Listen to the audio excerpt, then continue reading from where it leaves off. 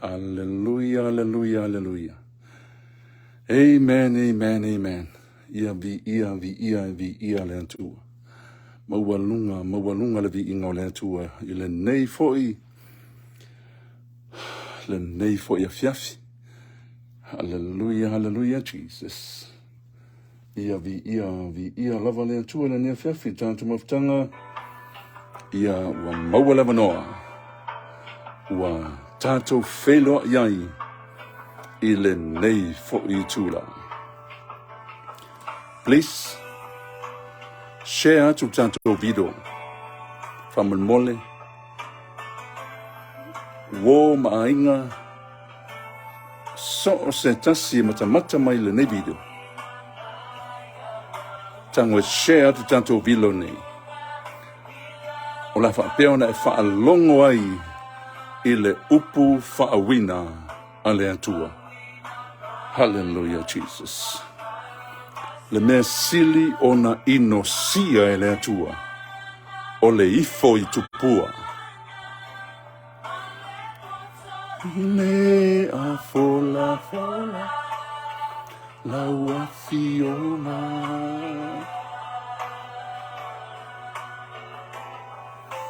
Fitala maya lo uali of no.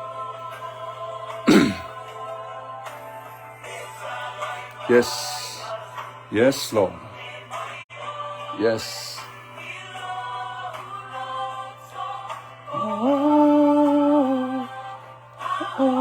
Oh my, ia o fire. Male poto. Hallelujah. Hallelujah, hallelujah, Jesus.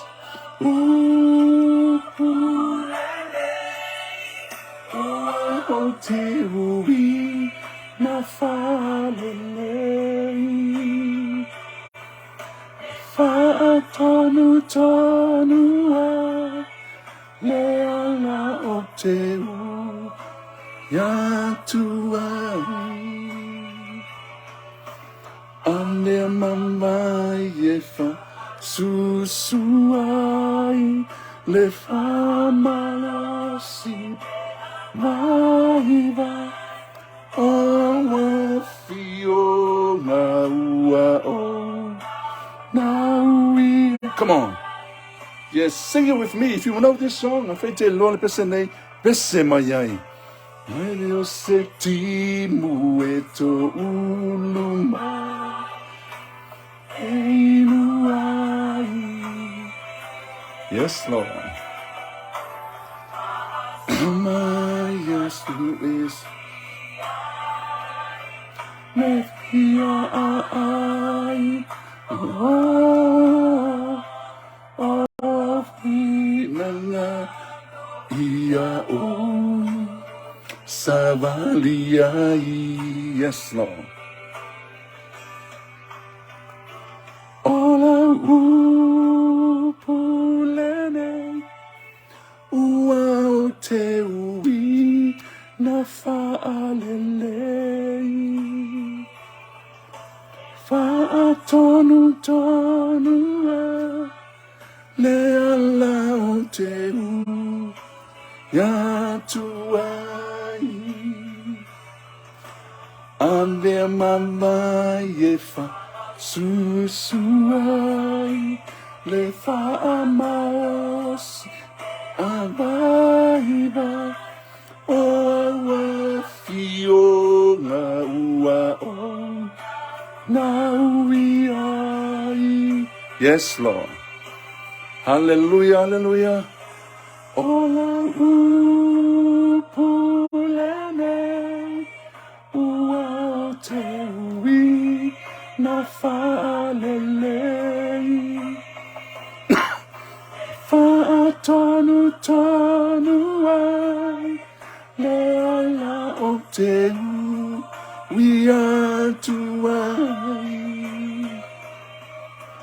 ande mama ye fa susua le fa malo si pe vai Saune te whaalongo le upu o le atua. Yes. Are you ready? Te whaalongo se I whetalai le awhionga le atua. I le matautia o le IFO I TUPUA. Iai. Oa whionga ua o.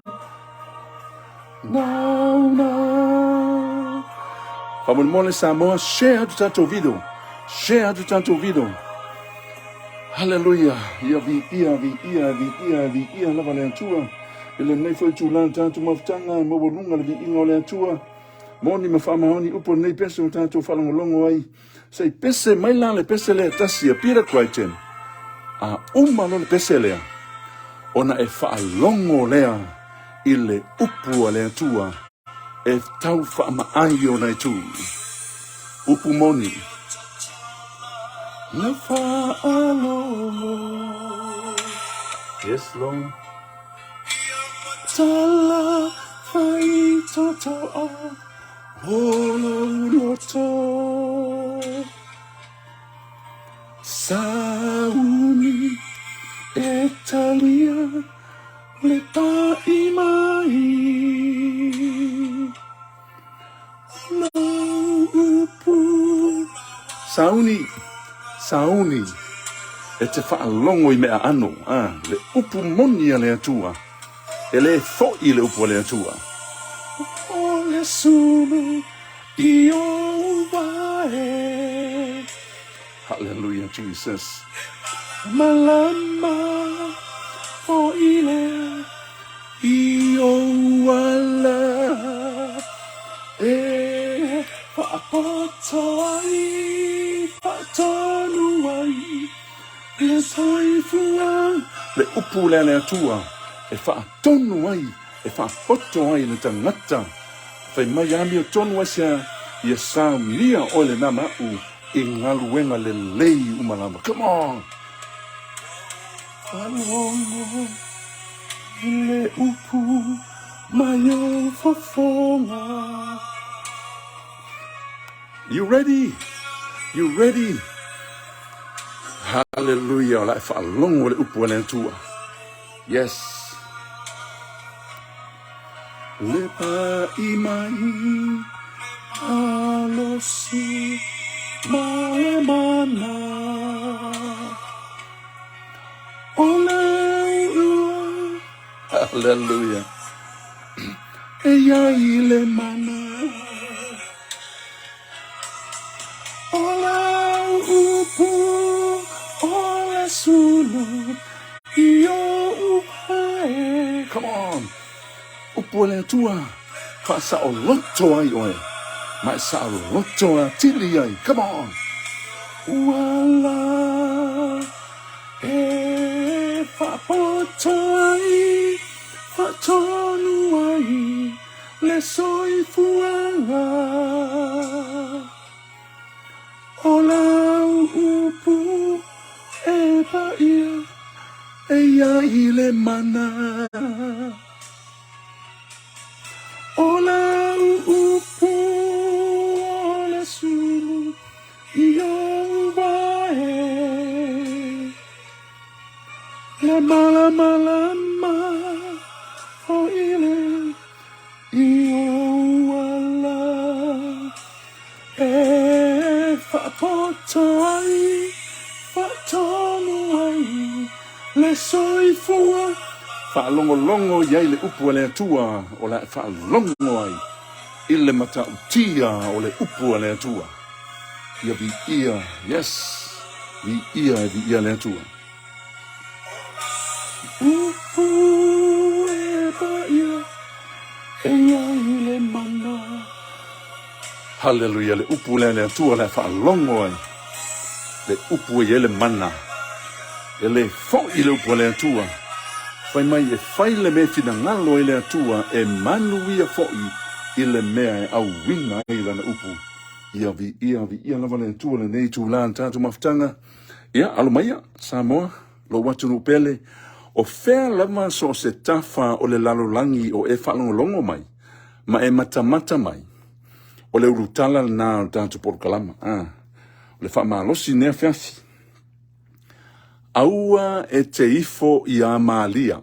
Mai kau mai. Aua e te ifo i a maalia le tupua po le whatangata. Whai mai. Aua e te ifo i tunga mau. Aua e te ifo i a Yesu. La e tau i le la au fo i le e kukongu le. Po le sa kaulo ngai kau mai e whatangata o Yesu. Aua e te ifo i ai. Aua o MEA INOSIA e le atua. Alo maia, sa molo watunu pele, pena whaiatu. O le awhapea ona o walu watu le awhionga whaawina le atua. O le atatou o atu e tutonu. Ai se ifetalai le atua i o tātu tangata. Whaamala malama mai le nganga pa i o le atua lai winga o lana upu. Ma mei o lo tutupu mai, pena whaiatu. O kele alu kele inga iwa vae uma mali kuspa ia ke nese kau le whaalinga.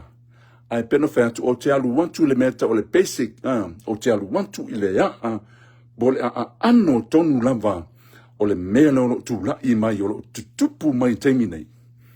Ai o te le alu wantu la, o la ufeisa te talo, e mana o mia lava le nganga o le atua.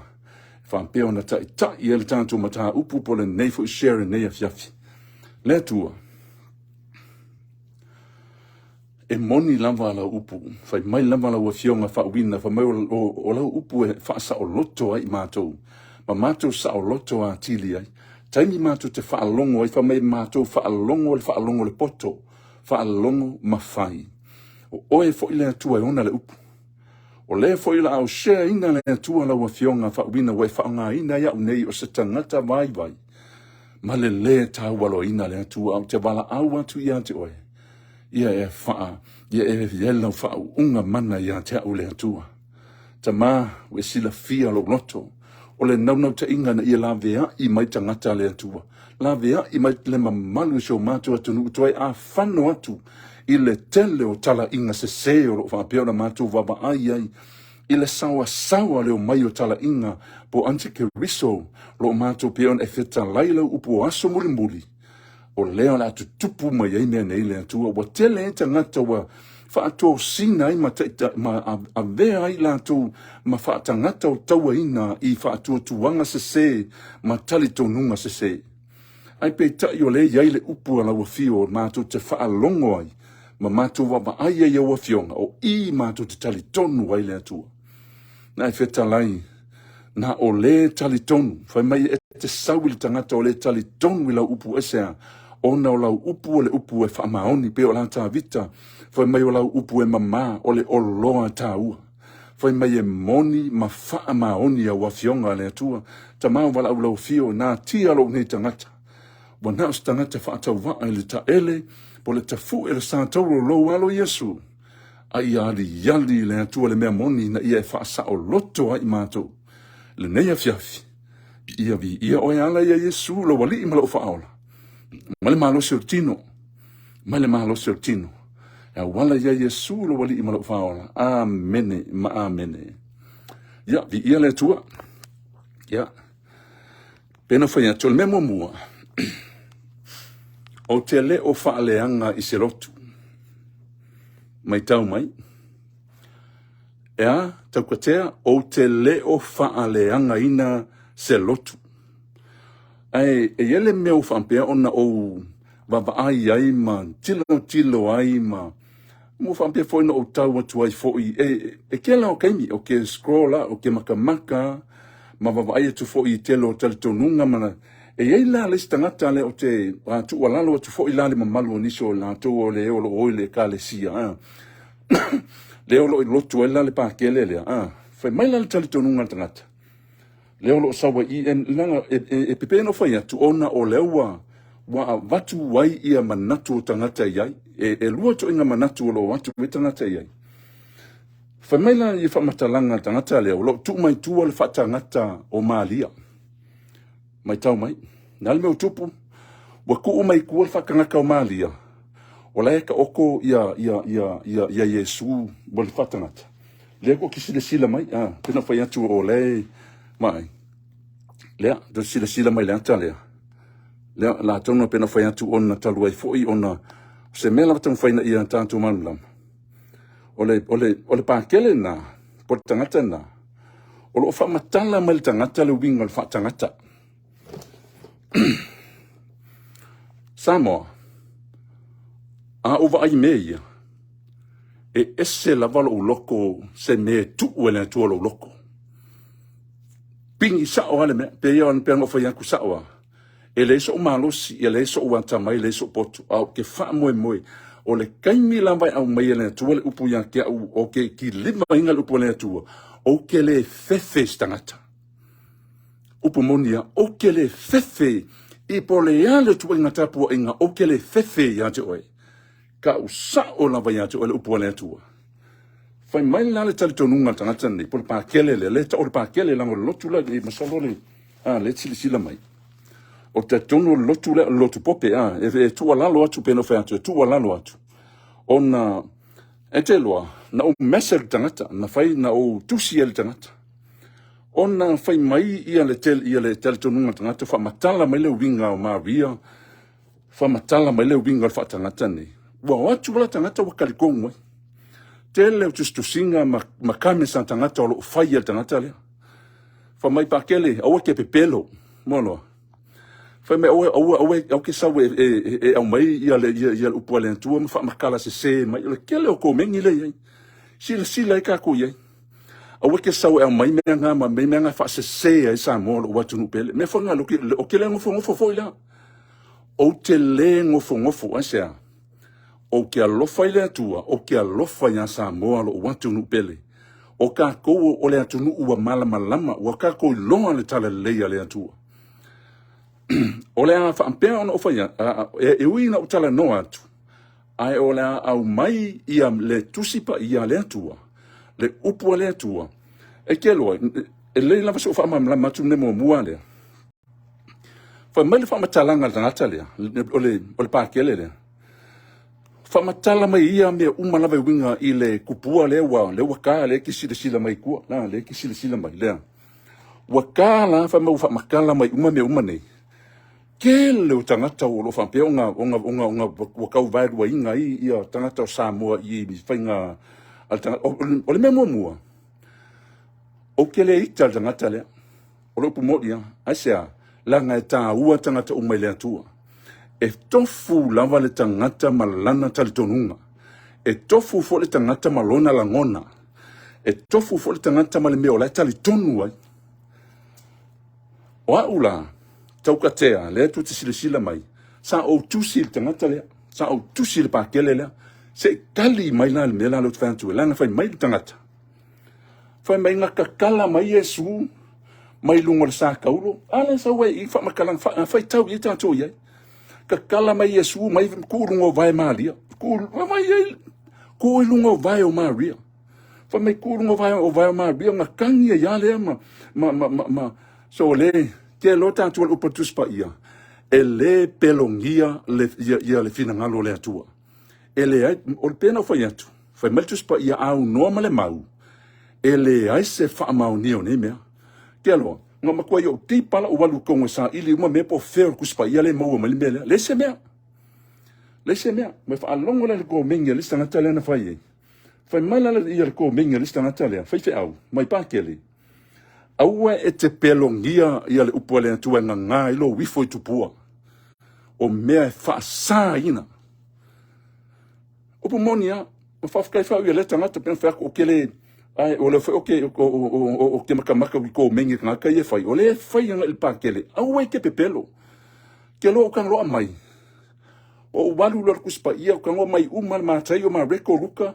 Fa solo uma mai lava ia temina na fa peona ia suru sa tolo na wo maliu ia suru mai longa kingo ilalo makulu fa peona kango ave mau mal kaimi le ave ave na pakele ngai ko ka u el pakele o le mena le na hepel temina o mai ia suru ilalo sa tolo ele ia mai se ia suru ku ngo vai o maria kele yo mese se o meia le fa o popo mai fa makalanga tangata le e mai maula pe ana fa pea e faisa tala fa ATUSA pe o se winga fo ile pe fa pe mai le ngoa langa pe no fo yatu o la fa mai le ngoa le langa la fa mai kuspa ia vai le ngol me So ele pepelo le upo le tuali. Mai mau pe fa pe. O le la tango te tala le mata upu. Si? O le la binga na me. E nga ia fa malama inga ia mangingo le me. O ina lo mai mau pe fa pe ia lan fa mtalang. O ina lo le lo pe nga mai Yesu. Ia mai foi ia lai o kanguma ria foi le ma lontina ma fa ofu ma tu a kongo yese tu blanga fa pe na ka wali ali mai o nga o fa matalanga I manino ise me. A le mela le o loka o lo ta o malunga le online malungo ma to mata nei o le va aia o le fa longo fai mai le kuspa ia a o le pepelo ka ko luma iluma silfanga le tuala silsila langa fai mai le tuspa ia le aso muri ile aso le the day of judgment there is a no fai mai a ele ai se me pepelo e sao ile e masao ko le ngule ma vai o manga o mesede ngau fai e faku pasta fai se au se ka o mai po feo ku spa le kai mi le ka o mai o io ke ka kongwe ke lo e o mai kai mi ngola ignore o la mo le kali matanga ma ele kali mai se la o kele ka ka la fai o la sa o tanga la fai fai se au ngai pe pelo me ngai ka fa o popo mai au kala ngai fai mai le ku spa ia ma vai ka ko ile ngol me ke lo le mele lo se el te lo tanga asia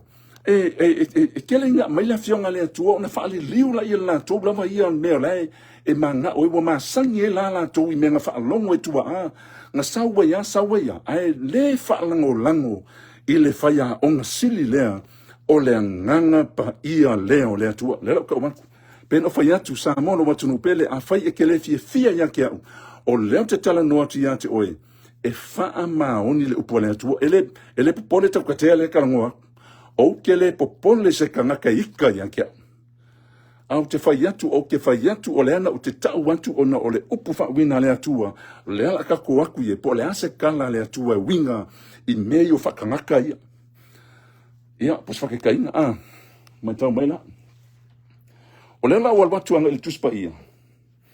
Fai mai ia le tala ale tuspa ia. Le olo fa pe ona manino mai I. E soto e lua se fulu fa I poe Fai mai aua e te fai mo oe se tupua ua tā. Come on. Aua. Lale mera fai mai lea kua aua. Aua e te fai mo oe se tupua ua tā. Aua e te fai mo oe se tupua ua tā po o se ATUSA lava o se mea I le langi lunga. Po o le fanua I lalo. Po o I lalo I le sami o I lalo le fanua.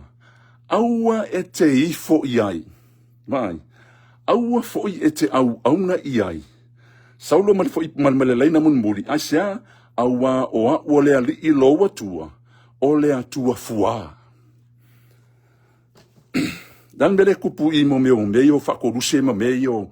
Mai ka ko yele leanga o le mea. Mai alu waku vai. E te alo peno fai aku. O tele against ingi e ka le sia matulang fa penga. O le mele tūru malai ma le telo tonunga. Ua ave se ea tangata le ua soli le upu whawina le atua. Ngau ka koe loa, o la fsili la. E ola se whakangaka o maalia la ke akula ku mai la ke ifo le tangata iai ma ifo nga iai. O le fsili, e ola. No tali mai, e ola ia se kupua ngai ku mai ngai ku mai maalia wakanga ka whaula. Abaku iai la waku iai me mo me ula I le ua ai e ola menga la le menga la fe markus pa ia aua e te faia mo o se tupua ua ta ke lo le menga fa akusa ele ngol fa akusa mali o ke le ia menga fa akusa nga mo le sima o le sima there's nothing inside no le sima ngalo kango kwa pos fa ke kainga ele se sengo le menga male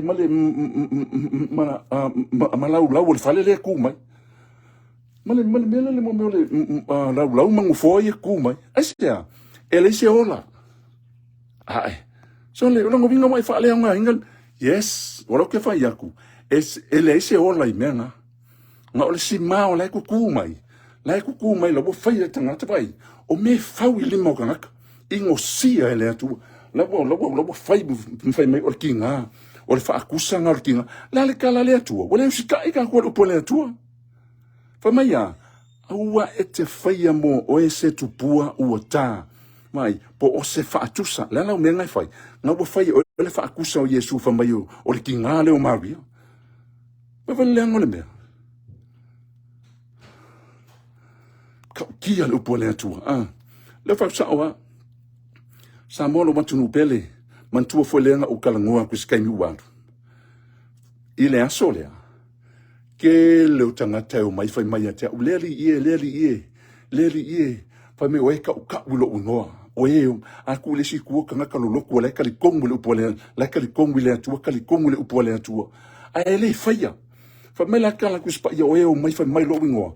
Ala o fai aku o ese aku bia o kou fafo oe faia mi o leanga. Lala mi o leanga. Lo wifo i kupua. Alu e ifo iai, mai alu e kisi ai, mai ifo i vape iai. O e malama e fai marikus pa ia, wana o le kalanga le makufa kako, le kaua Yesu, lenga fai masakang. Lenga fai ako ia sakang ia Yesu. O ke avatua ne fai kikil fala oye, mai fa kua ia lunga malu kele, fa ai ia ai kele. La me okupu. Le fama Yesu o ke avatu ne mea umai ake oe. Nga fo yele si vai la ngai la famai a fai ke ifo mai acha la kali Yesu wana o le tu la vai ke ifo ai o ia fo le ngai ke au ngai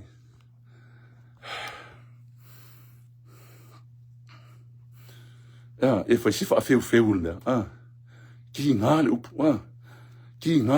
o le pelo ngia ka ko o fai sa o ya pa kele le fa ko e manga o mia Yesu manga o mia le fa ola ino lo nganga e manga o mia Yesu lo wolanga o man ko le kala lenga o sea ku fa skasiaso kele kanga ka fa ma fa fe awele un tanga tole atua kele ka on ku kure kofi le atua a se me la ko ki ave se e le upo le atua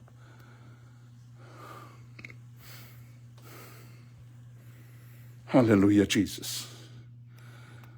Samono watu nupele awar kala pelo ka ko upo le tua langa le ka kala la fionga le tua pe ka ko le upo le tua fa meia e o se me fe se me pe pelo e kasi fa mai ele sau aku se kasi le langi e o se me se mai na se kasi nga ele se me fa le ko e sau aku ile ngu le ma vai ka ko ye ele itali maltangata fa ku pasta dela o waku ya ki o menga langa pengo fa yaku e ka ua i o tātou o whale mea mongi la asa langa o la sila le mamalu o si o tātou atunu wakali kong wala le telo tangata i au lisi au vaenga lea o la wakali i el tangata o pa kelo e manga kua e kere me sanga e whaia mea ngale wha saa mai le tua e kelo me lenga wha saa mai le tua wha mai le tua langa asa langa la e ngao ia e se tangata i le position de kakau ngai i le tūranga o apne whai malitus pa i o wana o le tua kalanga Yesu wha sakangi fa longo le mai sakangi fa mai Yesu sakangi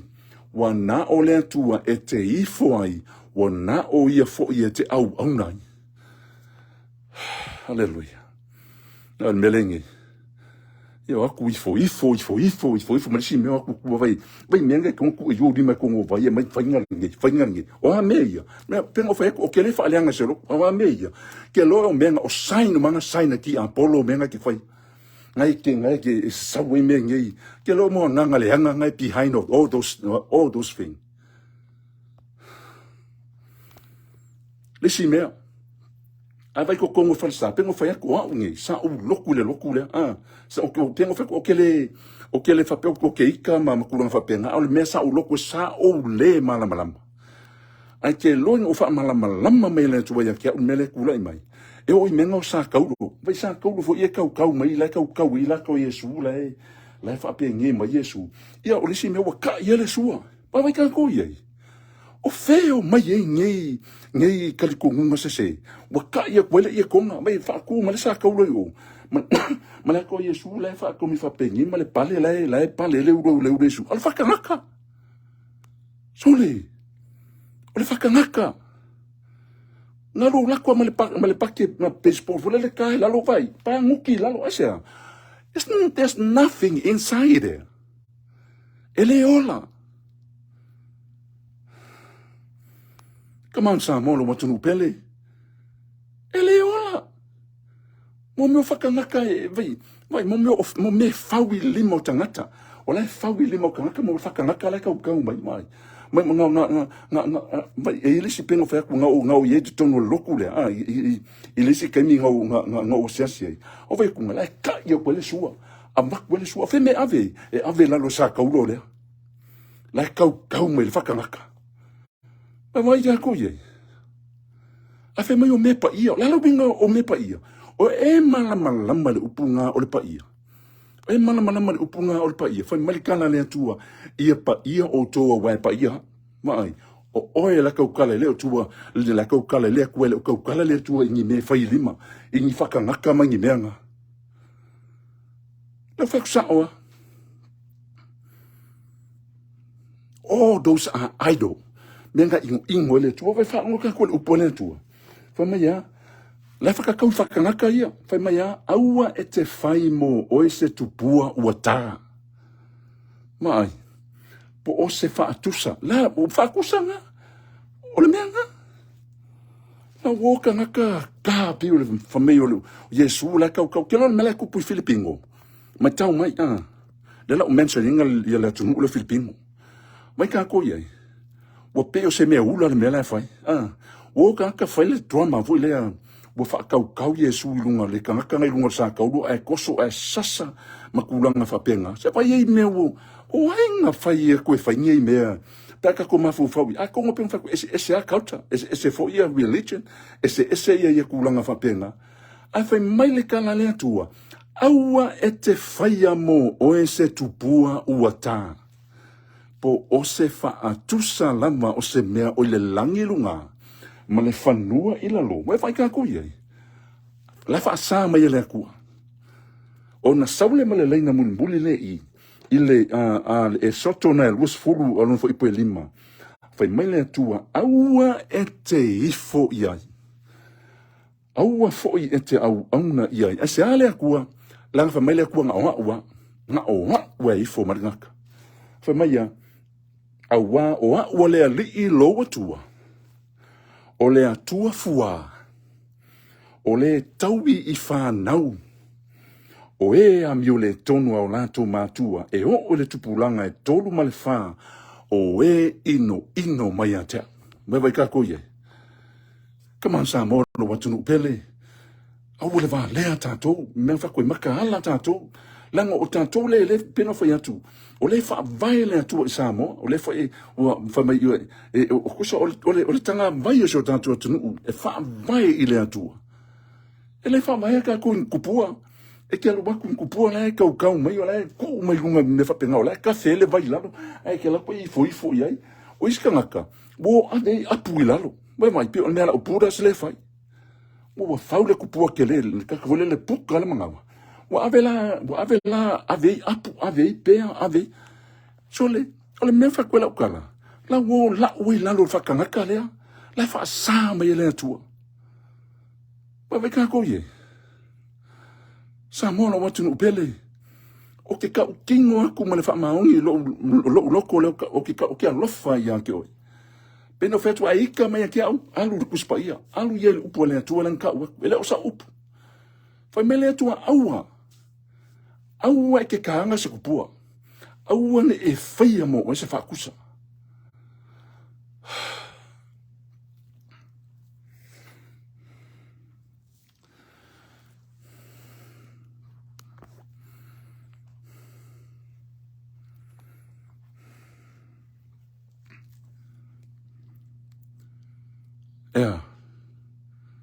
la saukala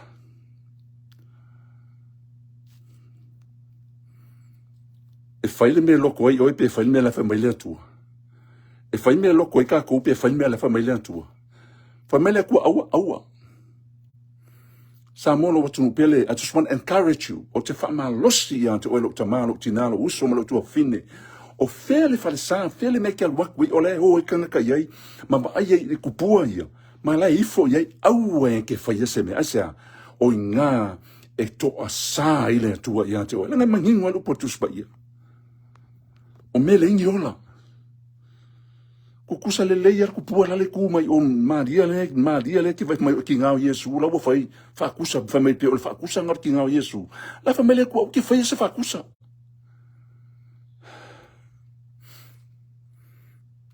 yo sa kaulo nga le fa kau ye le fa kanga ka kele le ma se me ko ko ole nga ole mo le ele nga fa ye le me nga ma ku penga ele se ola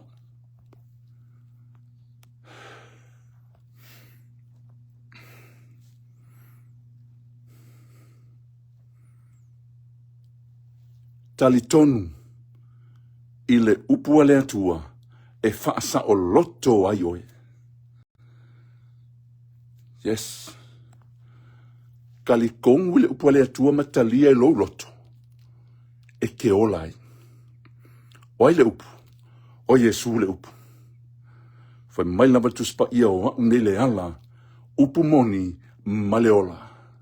E lea luaku se kasir tama. Pe a le ui mai a teo. Samoa lo lo atunu pele o menga lo ke kala ngoa kuai. E ke loa. E vakse kala. Fata i taile si sila le atua le fa maoni o la tala lo kala ngoa kuai. Lo wa inga i auskadia. E lo to fine o lo. Aku ngameka maka me lo to fine. E makua i a teo.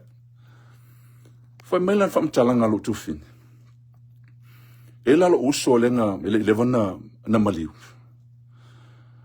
Ngau lo mention na koe au kunga ka lunga tato au penga ta whailangi ia kulanga mo mioku nga mau.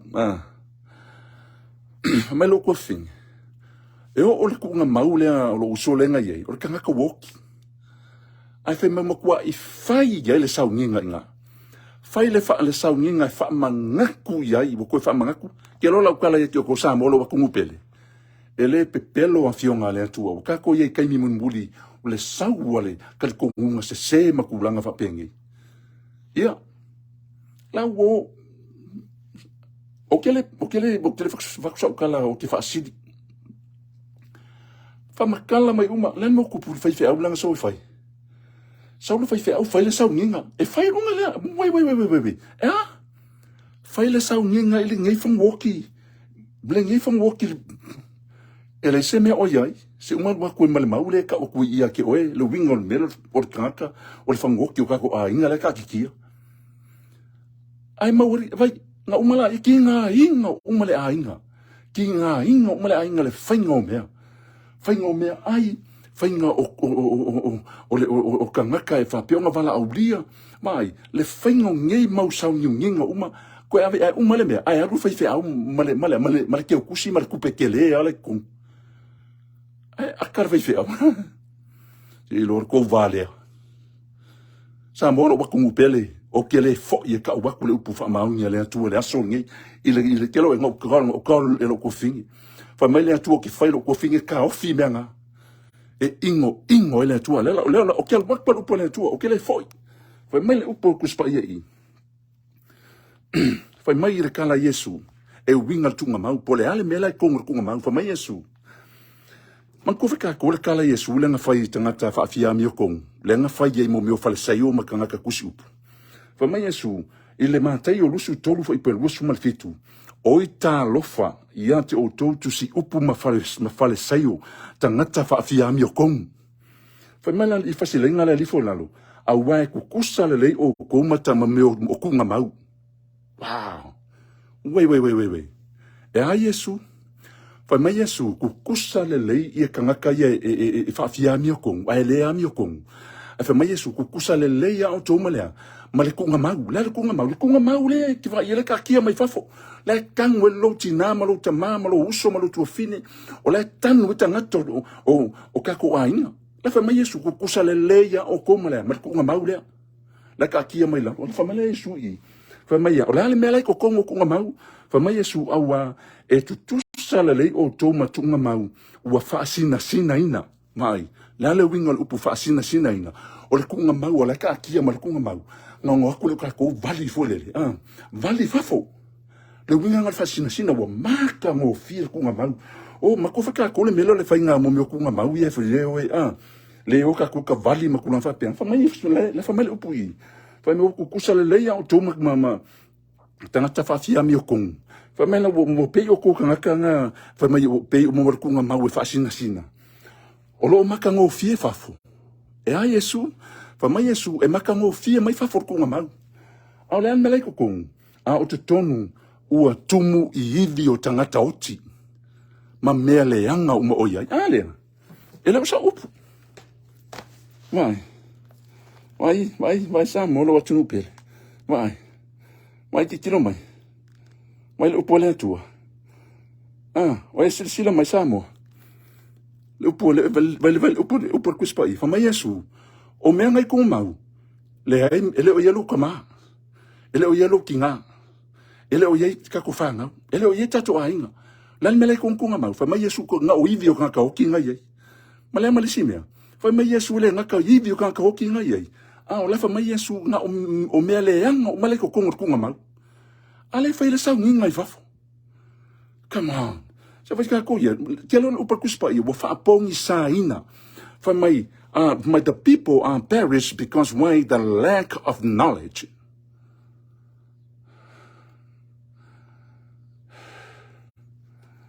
Kia la kakanga e peong whaku. Kia la kaka e whaikai a kia uma.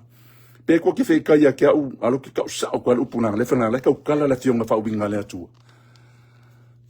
A ika ia kia u. Alu ia upa le atua le ki sila iai. Nga e loa la I pengo whaiaku. E ke ika ngia ia kia u. Po le arko inga me ke le fia mai a kia. But later on, ai e emofonga. La e nga lue atu le anganga o le atua lo loko ma wha malama le atua ia ke oe. O nga e kia iala ia wela ngonga inga. La ngai maa lo la vale mea moni. E leo skat ko unga se loku le kalangoa kuai. E le o se tali tonunga se loku o le upua le atua. Fa mai Yesu o mea le tonu o tunga mau. E le se mea o iai. Nga o iwi o tangata oti. La e ke wa aia kua le kunga mau.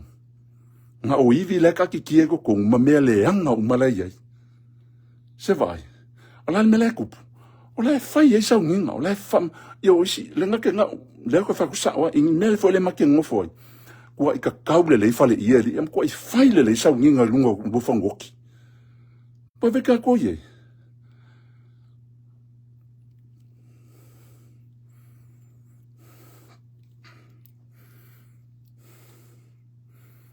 Samoa lo watu nupele o whaongo longo mai.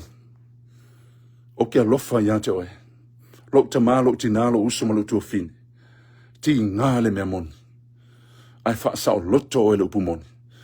The word of God's got, set you free. And you free indeed. E ke pala wale mai. E ke ika mai. But later on, ai emofonga. Wa e langona ina le moni o afionga le atua. Upu monia. Kia loa. Au whaisau nginga ngā lo kufinga ngā ko ngā maka me lo kufinga wa mau ainga o mai auskari. Kong ka ofi. Yes. Faku, sister. From now on, no more. Yes, e makua ia o ke ava lo kufinga. O ia nā whaurulunga o lo wahinga I Australia. E le pepelo le upo le atua. Kau ke whaia le me fina ngalo le atua, o whai mai le atua o menga. Mai, Samoa, le alfa mamlama ma o kakala le siku. E le se so kako ke alofa I mo meo whangua tangu fo I o le ka kia I tatu tangata lo mali liu tangata o tatu ai. But let me tell you something. A kula vele fea sao. E le o iai lo ta mama lo tina. E le o iai ka ngaka o kako a inga ko kongo kunga maungi. Nga o iwi lamba ma me leanga lai se ala fe me kuspa ia. Lango le upuna Yesu fa mai Yesu fa mai le fionga le tua au no ma le mau. Ele e fo se ma fa amala mala mai no tangata. Faku, sister, lo ko finga ngan kali ai le ia fai au ngan so fai le lo ke ofo fo nga fai au ma le va ai o mata. Ke ofo nga au nga le ki nga ai ku ngi me o me pe ele ola nga me mo me ku nga mau nga ka ki kia mai ke ofo. La wa akaro lo mo ke kusi.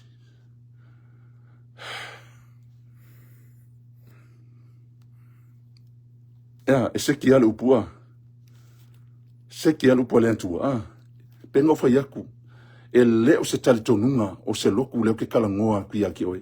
O le ngai va ainga le wo mo fola ko le upu sa o le mai le fionga fa ubina le atua.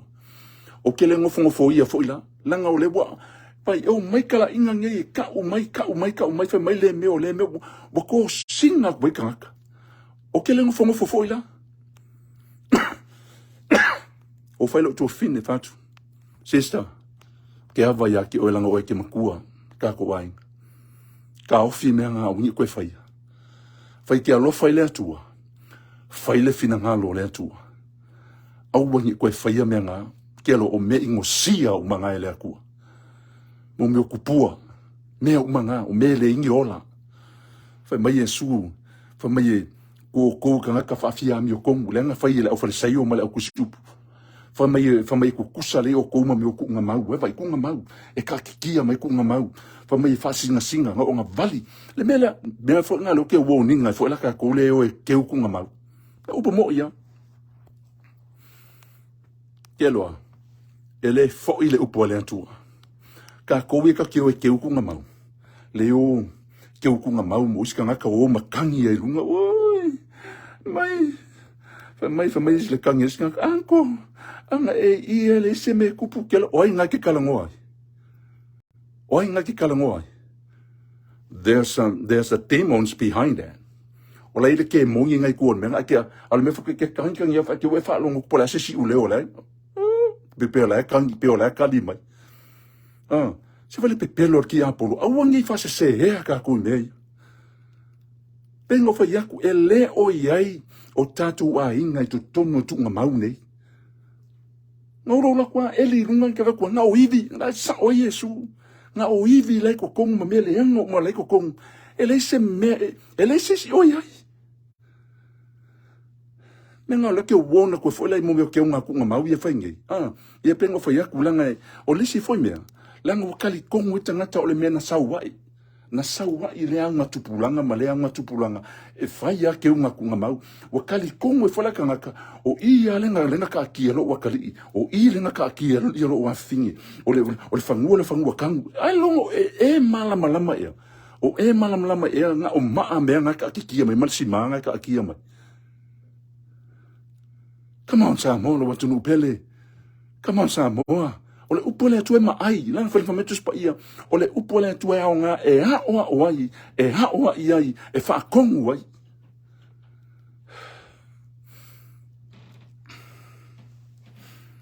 hallelujah Jesus hallelujah hallelujah Lord hallelujah au wangi fa se inga o nga ma au wangi se me e fa se inga i o fa mai tanga tu pa ia AUA e te whaia mo o e se tupua ua tā. Po se wha atusa langa o se mea o le langi runga. A mai mai le atua o ke ifo ai. AUA ke au angai. Lala me le kupu ke lo kunga mau. O fe ka ngisia i runga. Oi, ka fiawa ai. Anga ai, mai papa, anga ai. Vai oka. Ke lo e o ngai ki kapua li ke mongi. Yes. Ngai ke kapua li ke mongi, ngai ke kau, ngai ke whaia ngai e.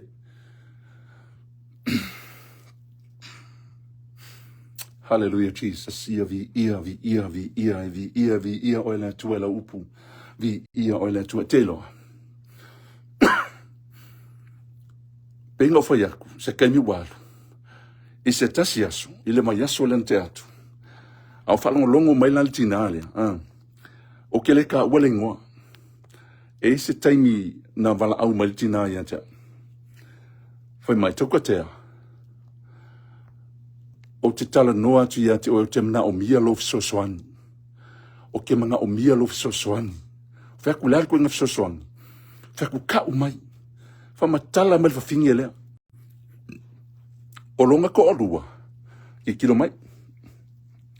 Peo le whangoki lea. Whai mai le whawhingi. O longa ko olua nga kangu. Ile whangoki. O lae la ka akia i au ka whalonga whale. Ai whai mai langa kala o kaimi lava e ke e se furu lua. Ma le lewa le po. E sau wale kangaka. fai mai alo fai aku langa spirit ia nga ia leo lau kau kala ku ia lau kau kele lopu ngalo ia ule ngolon to ruan ta umai la si sila le tu fa maoni o lau tala o te leo sa ukala ula po se tala fa sili lau tala no atu la sila le tu ile tala fine ne uma fo ina so fo lo to rua ma ka kalo ai fo ia ilunga ile tinana le ilunga online fai mai o le kaino le level po fai mai kala finge sauwei lonko orua. Sa vai. Sauwei lonko orua ma fa pe onga lama moi. Wow. Ya, fai mai sauwei kanaka, sauwei fai mai kain fai mai le imamole level po sauwei ke imamole lonko orua. Ai ke lo oi. Le mena o mai le tua ya tia le finele. Tina, fa makala mai pea. But my heart la interceda o ile atua la alu loko ile atua pole alu ko nga kali ke kali el mele ke lo ne ma fa mala malamba mai mata o mai le time na there's a demon behind on that ile story na ele lonko dua o fainga ki apolo vai fainga sakan pe pelo o manaki apolo fa malikala ku spa ia sa kangi ole o ia le pepelo fa mai o ia le kamau le pepelo o ia nga sau e mo fa liwa nga leanga nga sau e kali mai pe ole leo kanga ko ro ai nga ai o ke mon ai kali kongo ke lo la mentu fa ya ku lo la ma talo le nga ma fa ia maltina le ele o ma ua mai tau malmena ele o ma malo todo ma veli fa ku veli saole aka faiele kakalo ma poloka ilo il mele le pole rutile se le manga ia Samoa lo watu no pele la men kupu ina wo umana faile talo mai tau mai ina wo umana faile talo ma fai yakulo tina o le mele la faile tatu fai kaimingi o le apoloka lo ia le rutile pole ale o mea pepelo mga sa kangi ele o lo kodua o le nganga le angal menga yes lal men tupu fa menga moe le fa fingi le po ma lamar kai au e kal mai fa fini mai TAUKATEA pasta fa fekai le tu me pe fa atu ele o ma ua but I thank God o lo ko suska ile tu malong fingal Samoa matunu pele fa mai wa fa fetai le tua first time le wa moile le fa fine wole ese ko esa ngol upa kuspa ia fa mai la fionga le tua fa mai aua to te faia o to se me mau ku ali ki apol vai pe pelo sakan fa mau asa kan nga mai ia ka kung le football o lo ko rua le vai ke ngai ke lo le o lo ko ru fa le o ko la ki apolo fa penga ona poloka ilea o le au wala le na from that time ile kaiminga wa moile le fa finge na upu ngar kuspa ia o te ele ti apolo o nga sola ese ile fa ia mata talo fa malo longa netina ia vi ia le tu ai po fa longo mai po mata malitina nei ia vi ia le tu o ia lava Samoa no matunu pele a foi o ia te o sanga ngol fefe ia te oe mai fa lo lua mai fa pe aku la we e ka ukala ku nga mau fa pe lu ka mala ka ukala mai le ai ka o kia ki oe o le ke mongi me na ku me nga ma vai le ngol me fa se na fa mai ia le tama tua le po le autu o le tusi lo tanto fa longo mai AUA e ke ifo le fatangata o Malia langa o le kupua AUA e ke ifo le sa kaulo le kau e Yesu wa FAU e tangata langa o le kupua fa mai AUA e ke ifo yai fa mai la malisi le meta o mai AUA e ke kau kala I fangoki AUA e ke kali kongu I mo fangoki fa mai o le yai tangata yai e le o iai lo tamama lo tinama lo uso ma lo tua fine mo ainga nga paule mele fa mai Yesu o lai ai nga o ivi o tangata oti ma mea leanga uma lai ai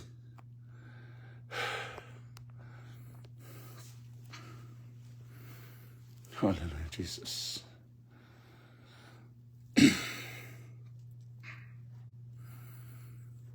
Ka ukia le upo le atua.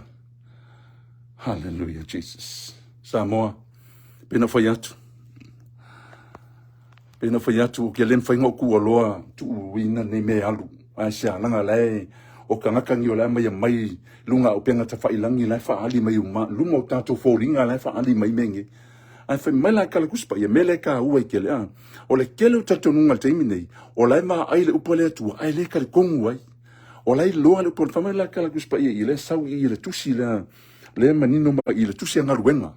Ngaluenga mta upe lusu valu fo upe lusu lima e o lusu malfitu fai mai wale lei lava le upu ma na fetalai mai ele nganga pa ia fai mai ele perfecta o Isaia i o tatu tama falango mai la le upu fai mai le nganga fai mai wa fapia mai i na luia ele na nu ma fai atu ya la tofa longo o la tofa longo e fa longo ai e fa longo ai la to ai le langona vai ya ola ira kuspa ia le fa longo ai le langona wole ko langonga se up wa fa mai o la to va ai fo e va ai o la to mata ai le lo vai bo fa ka wa soinga hallelujah Jesus fa mai o la to va ai fo e va ai o to ai la to te le lo fa ipe lusu malfitu a wawa mafie fielo loto le nanu ma ua whaalongo ngā tā o lātou taringa i le whaalongo. Vai. O e manga kua e le upu leo le whaalongo ka, o lo leo sustai. A e leo sustai le upu le tua, aua ne i ngalo ya te o le upu leo ke kalangoa ki a le asongi. Fai mbalitu spai. O lo o ngā lue ia le ki a polo ye o lo whalong kaka. Upu mo ia. A whaio e whalongo ka pia le tala le ke nga onga e whalongo e ke le langonga. Nga onga e vaai ai ai ke le ma whaio na e vaai e ma e tali tonu ai.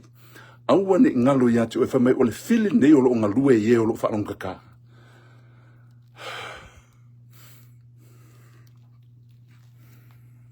Ka ukia le upo le atua. Samoa pena whai atu tango share atu tātou upule. Share atu nei ina ia la vea i o tātou tangata mai le maka ukia le pepelo a ki apolo. Ian mena, o kula i mai ei la tūlanga na i mena tupu i Australia. Na o vile atu ai foi i le tufine ka ofi uma mea o koe whaingi loko. Koe whaingi loko i kongi whangoki ma koe o koe kaukakala i e whangoki, wheka ngisi e whangoki, na whametu spa i a peo tōn tangata wale se wha moe. Mai vai. Hallelujah, Jesus. Whametu spa i a ngata le lalulangi nei mea tō te wha moe ai, ua sili lo o tō mā leia e ka ngaka uma. Mai vai i kala kuspa ia. E lua mea o leia i tātou ainga. A leo ola, se oli, le pafi se oli. Aua ne ngalu e lua mea, e lua a wala lo o whampea, e lua lava no foanga lo ta ua mai. A le ola, o le pafi se oli e kofu ai. Yes, e le whapea o kuro ngā kongu po whiolo ngā tonu e yeli ka ngaka, no, e lua a wala. De kaimila wanga kangu mi ai, ia o tātou ai, mai kau malimenga, pala le tino. Lea le tino. Pala le tino. Ai alu lea nganga i lea tu. Aisea. Peng ofa yaku i ate oe. Mai kau mele menga. E pala lo kingo langa. O le kingo lea iei oe ngama. O le kingo lea o le kingo nga fau e ka koe lea tu le pala. So e koe fo i ala le pala. Menga le kia vai le kala. Fo le fai fe au ke munmuri. Ia wao kou saungi. Ia kau ai loa ia. Men kore kemi o puso oki lea kau ai lalo ia. Ia mo o fuala au ma meu laula au le o kau ai la lan me ngai fai o le fuefu ile fuefu vai o e lo o se fuefu o e lo o el pala yes even myself too o pala o male bala o le tu ke le lo polale umi o lo gola ngila lang o male bala o le tu ya ke o ke alu ile pala kangu mia lo kingo ai alu lo wanga ngai le tu e sel makango fi menga fa kwela kwala Toi fa manatu atu melea. E le o iai se ola I tu tongo meanga o whakangaka. Meanga o whakangaka kuku solo ma whai e oko kako ko ruse fo ie malisi mewa male e kisi ma ifo iai. Ke lo mea whaki a polo umanga. Lai whai marikus pa ia fo meanga inosia e lea kua. Le o iai se ola I kongo meanga. E o I whakangaka ngai kau solo. Ngai whapeonga whai e ia o ko ruse e lumanga. Ia come on, sa molo watu nu pele, ka ko tangata e atama mai, ta tu tangata popoto o loa le tala leia le atua. La le tala leia le atua.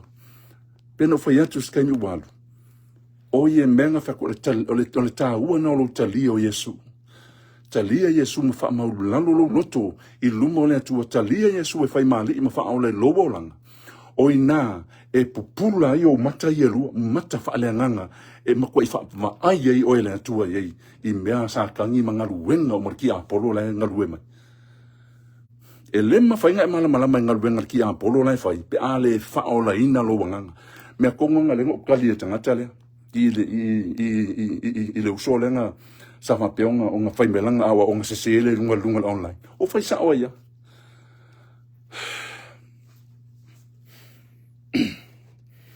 Au maile sermon for my sermon for me my lalo Yesu straight from the my sawa lalo Yesu my ku ngo vai o mali ma vai ka ko ye ala fa me fa mer kuspa ia o ku e lungo ngai vai o mali fa pe o nga kangi mali lunga ma come on lemma fa yo ngai fa se ia le malu lo watu no e pele ia te lemma fa ngai fa se ta to e ole upo le tua menga fa kwela ukala le mele o ki kala ngoa ku o le tala noa tulunga le upo le tua o ke le o kala ngoa o manatu a fai fo le fa ali so manatu o ke kango ka kala maka upu ise se story fo le ina I malama ise mea e ma fainga fai le me fa pena inga I mpela o le tala le valu mo le kalo ai le valu le kalo ele wese pa si pe o se me fa pena e fa malama ise mea o le mela le o fai mai o le fai male kuspa ia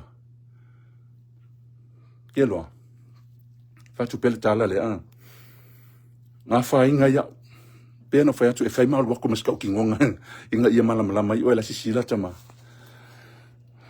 o kusia le pese fo le anoa o kan kusil pese na no o la wala ka u la ki folo la ngol menga sawe o ku a ki fa longo ya fa mai ya noa o mai fa le va o mai fa le va la bu folo ya la folo fo la mala ku spese o ma ngi ho nga la fa mai ai ke lo le pelo nga kalali sa ile tato alfalai kile ye kung ila fionga le tu mal kala yano le ai ma se tan la fa pe na to ke lo lawe o wallo la il ma ko vodi le sia fias ai te ia le sawo le stangata na ia te vale ka ko ia o le kangakala e malama le tuspaia fa mai lo sunga tau malo so fu malo lava ia fa malo so fu amai sa ke lo se manga ia yo pese falong ai ela le pesenga o ke a kensela ia ki oe.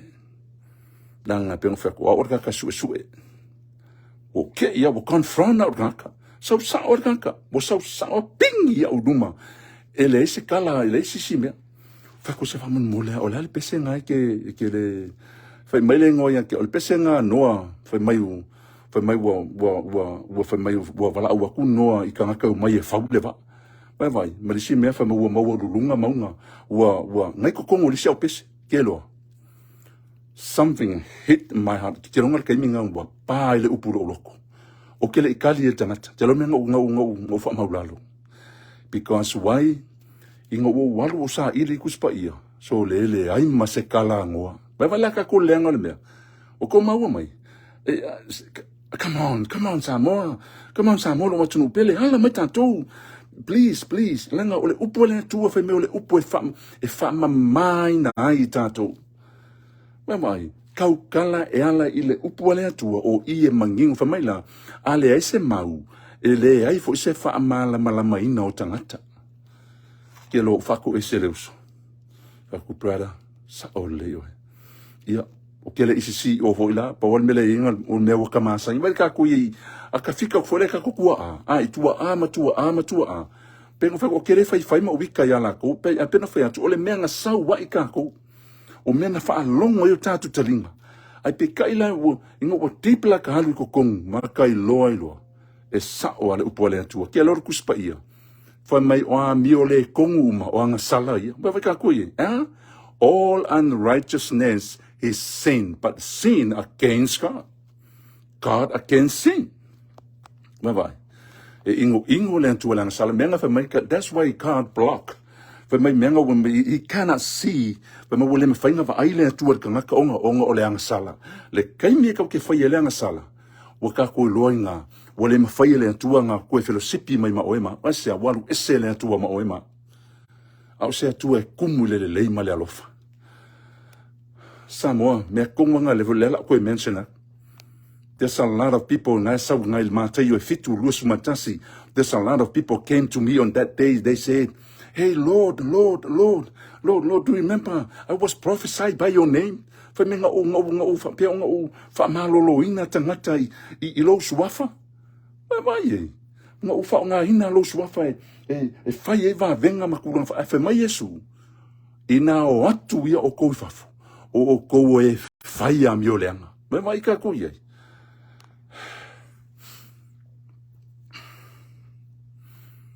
Hallelujah, Jesus.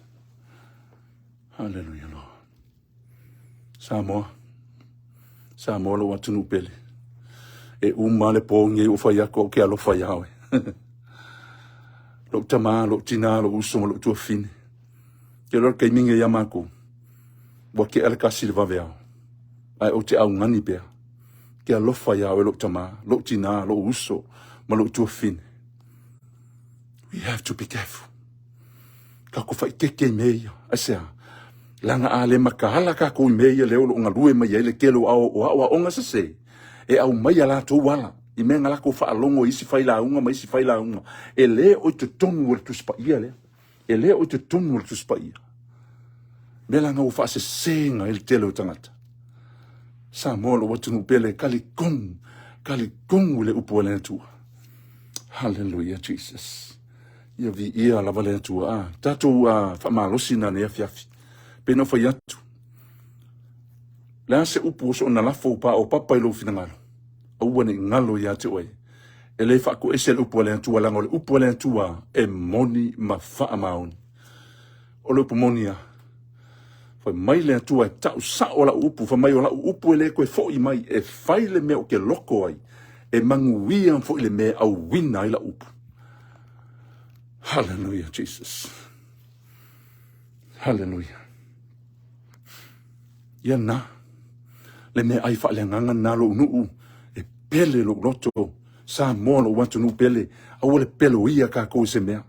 Ole mai ai fa long kal ko ngalo o mai kal ko se ai le yai to ton la fionga le tua au ke kal ko ngwai lango menga lo fa se ngai telo tangata o meu ma sangi la tu talinga fa longo le fa la unga be pelo mai ali si fa la unga pe pelo mai ala fu mo fa ka ye fo yai ye le belanga ma wa ke lo la mo su kuspa kala ya ngole ai ma se tala no fa mai fa mai vala o kungoi ka ko mai FAU le va o maururunga maunga ma tulunga fa penga e pa wale upo Yesu ngai fe kala Yesu le situsi na sa tonu la fionga le tu fa mai na ai ma fe inu la to ke ia le oso mai le lolo we vai ole sa onga na le mea o menga sa idi fa mai upo ola pesi bo vala au ku noi ka mai FAU le va le ai ma se me fa penga ke lo le menku from that time mo fa ko esele uso sa o kangolo ke le I koe ka ale pe senga lunga online. I say, o kango, I take it down. I took it down that song. O kango abi esila. I say, langa ole pe pelo nga wo pe pelo kuai. E fa se senga lo watunu. E mai beno fa yatu. Man, kako fa yala mi kongo le tu. Pengo fa kako le fa yala mi kongo le tu. O I le menga fa mai Yesu. Fa mai elesa watu ila to e fa mai te leali ie. Ai na o le na te whaialea, le fina ngalo o lo tama o I le langi. Mai, Lale fina ngalo le tua. Ngai kau kala tu se Roma suma lua fa mai o meu ato o toa le lei. Male maalie o mea le fina ngalo na o le tua. Fina ngalo le tua i o fa pa ia ina o tou. Le fina ngalo le tua i kako wona le amio kong. Fai le amio kong o le tua. Come on.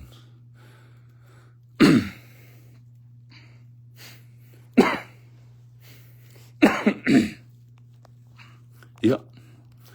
Pengo fai aku. Uman fai lau tale lo ainga i Australia. Leo ke mamau mai i Amerika lo ke ngofo ai. Uma o fai tala lo tu fine. Au koe fai ingi loku nga. Fa sa. Koe fai ingi loku nga o e fai loku i ngai. Kunga mau mau fua e kusi ke kusi fai fai au ma. E nga ave nga kupe o fa me ko fa ka e wa ko me ai vai aso a ko. O kumu pusa isa. Awalu fai fai au o kelele mele ko ke kusi.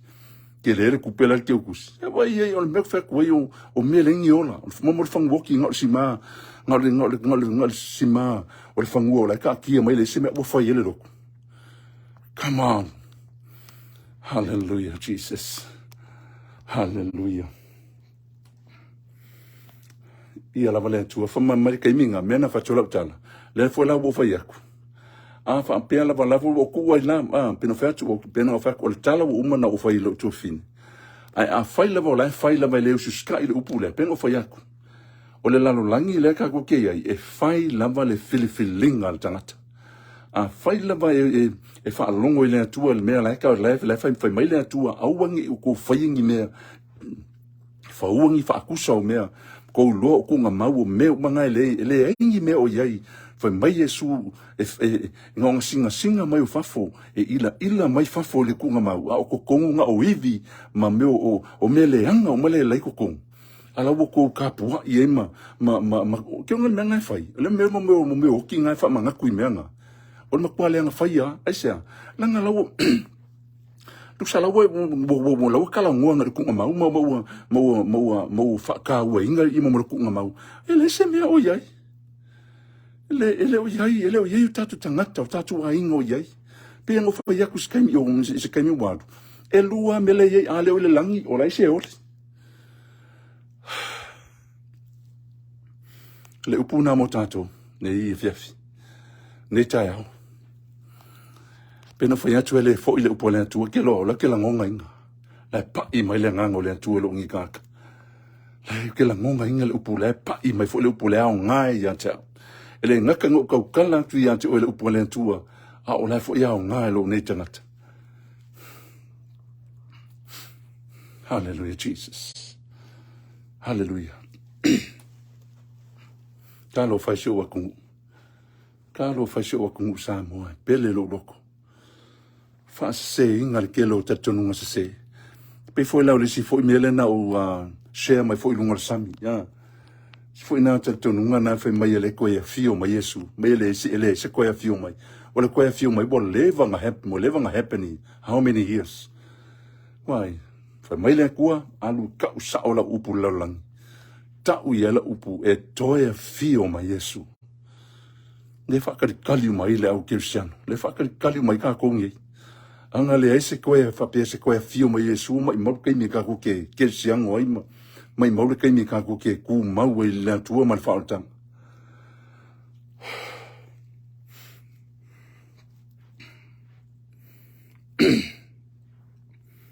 fa mai le tu spaia samo hallelujah Jesus AUA e te fai mo o ese tupua ua ta po o se ATUSA lava o se mea o le langi lunga. Po o le fanua I lalo. Po o le sami I lalo le fanua. Fa mai le atua, AUA ke a, AUA ke IFO. AUA foi e te auna iai. Ai se ale mafuanga le atua, le fai upuanga I LIMA, AUA. O au o le alii lo atua. O le atua fua. Ai vai le mafuanga. Oi loa le winga lo pufua. Oi loa le winga lo pufua. me fonga le ki aba kuska ka vole la li foi la o kengi foi le po se me ken vo ken yo mo fanga wo o le ken minga nga ka sa voi ka ia ma voi fanga wo mo so ma tu ai ke manga o ya o ngesi se ka ukale la o kengi o ngesi se ka ukale ya ombole le ua wa se me ika le ua se me vai pu nga ke lo menga la manga o le tua la manga o mai fa mai le tua nga o mai le vi nga o wi la vai fa pale inga le vi menga le manga o le tua fa mai le tua au ke fa yese fa kusa ala me le fa ngi ya pena fa yatu o le lau langi ngi le ka ko ke olai e pule al ka kai fai ale me ola loko al ka kai ai au ne ngalo ya te o la mau me ngi ile sila fanga le tua man ko fa ka ko le o ka kala le so nafi ile the judgment day le e fa peonga fa masingoi me ngai fai me ka ko fai le lau langi ngi fa male kuspa ia e fa mai e moli mau mai me ia le aso le me o ka ko a mio ma me o mo ka ko fai ai fa mai la e ngalo o le nama pe a fai ka ko ke fa maulalo ile tua makangi akulanga o ia o le tua alofa e kumu le LIMA le alofa kai mi ke ka elo loko mai fa maulalo ile tua menga fa kola ukala o ko fa longo mai o ko sa o ko fia e fai le melo le IFO i kupua le melo mo le IFO i o mea IFO i mo kupua ia le ke kala ngoa ko ima ka ukala fongoki kai mi ngei salamolo mo ia langa o le toa sa o le atua o iai lunga o e am yoleanga mai kau mele upuna fai maltus pa ia pe o le pe a fo ile le kau kala tusina le salamona e iwa sumarkasi nga kau kala i toa sa o le pe o se mai lei fo le po o lo mai me fa kala we have to be careful fai sa e kau kala i fangoki ia ngau feke au ele o kaka ngai kali mai ele o tanga tolo wa inga ngai kali mai o sa kangi ngai kali mai o nganga leanga ngai kali mai le se me o vai sau fa se mai makulanga fa penga wo se la malau ka kungu wo se ma o inga ma wa e muli e lo ye la me kupu wa ika ile ku ya we se vo le ngol me that's why we need to be follow in the word of God. Le menga e ka uel ka ko muli le upule ale tua lango le upule ale tua peno foi atu e ma ai le upule tua e o ai e fa tonu ai e fa poto ai fo ile tangata ami o tonu e sa ungia o le na mau i ngalu wenga le lei umalava selmanga hallelujah Jesus ia fa mai nisi o kalkonga kaka ia o nenga ele ku o fekalia ngaka ia ele ya sa fe au ngamia yes pengo fayaku o que ele fosia pa wane moli atu pea le fe au wale atu matu watu yo au tafa longa ku wakpa lo au kafa ai langa lue pe le nganga o le atu e lo lotomo malo tangata ele kaimi ele taimi pe fa ko ke le langonga ngei e ke le langonga kai au ai po o fai sa ngaluenga po ka mutalo fale po e alu te fai ngaluenga ke i lava oe le koe wha kepa ye le nganga o le tua ya ke o el mele ngai mafau le ame utupu me a konga wha tuai o ke le ein masa utala o ke a kense i ate oe a o ke kau i ate oe le upu a le atua ai peno whai atu e ngalu e atu lava le nganga o le atua i ate oe uso maro tua fine ta malo tina we have to believe what the word of God says. E te tau na tātou talitonu, whai mailo le upu le tua kalikongu ka kore upu le. Mele lea linga kofu kelo ngā kali mālaia. Ile mālaia mal whawhanonga, aisa ole le kalikongu le fionga le atua. Lau whai mai kuspelenga ku whaalongo e whai mata ai le vā ai. E whai kalinga ai le whaalongo. Ai mangingo mai ile upu le atua. Aua te whaia mo o se tupua o tā. Alai me lai whai, alai whaia.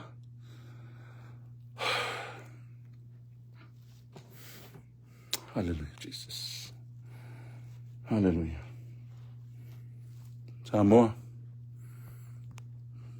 Samoa te alofa ia te oe lo atunu. Lo faku oe lo atunu na ufa na oe. Samoa lo atunu. te alofa ia te oe, lo tama, lo tina, uso matu whawhine, moli atu upo le atua, tauna o nā tu atu yo au tafa. E te whai ma e wawa ai, whai au whi au ma e tilo iai au tafa. Le upo le atua le moli atu I lofi na ngalo. Le aseaso e te langona ai, le aseaso, a o ngā lue pe le ngango le atua ia te oe. Taimi nei, whai lau filfilinga. Sala mo ma whaato ese matangi atu le atua, ona o wana tupu mea whapena, ona o lo le malama sa ie. Leo tātou malama le upo le atua, e makua ika le atua I mengi. Nā whamai le atua, o ia o le atua fuā, ingo le atua, pe ai esisi akua, e ke akua ai, pe esisi me ke ifo ai, I lo wifo I le atua. Hallelujah, Jesus. Vi ia lava le atua le nye fiafi tātou mawhtanga sa moa. Nā o le upu nā mo tātou le nye fiafi.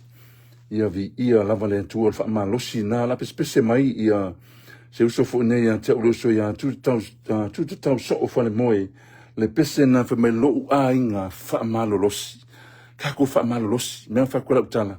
Le o tātou wha longo le upu le atua le nye fiafi. Ai tātou whaamalo losi esa wai whai to toa le toia fio mai lo tātou wali I whaola o Yesu. Ia lava le atua le neia fiafi. Dani nei o tūra tau so o whale moe le pese o whaingoina. Yes, Lord. Yes, Jesus.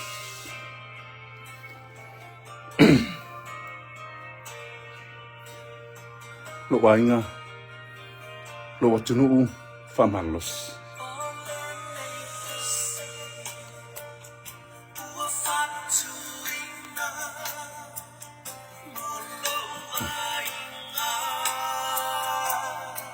Yes, Lord.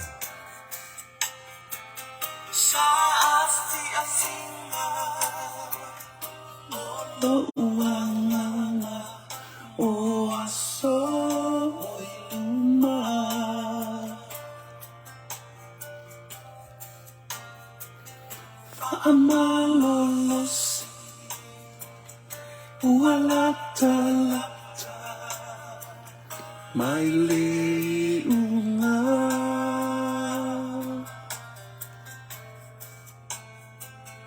Moi fai toa Lectoia fio mai Ola tafa aola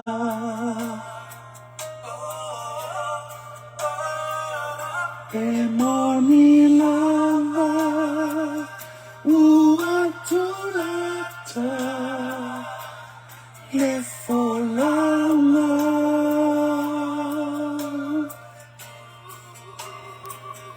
le ale pine ma fobia so ule sa ilina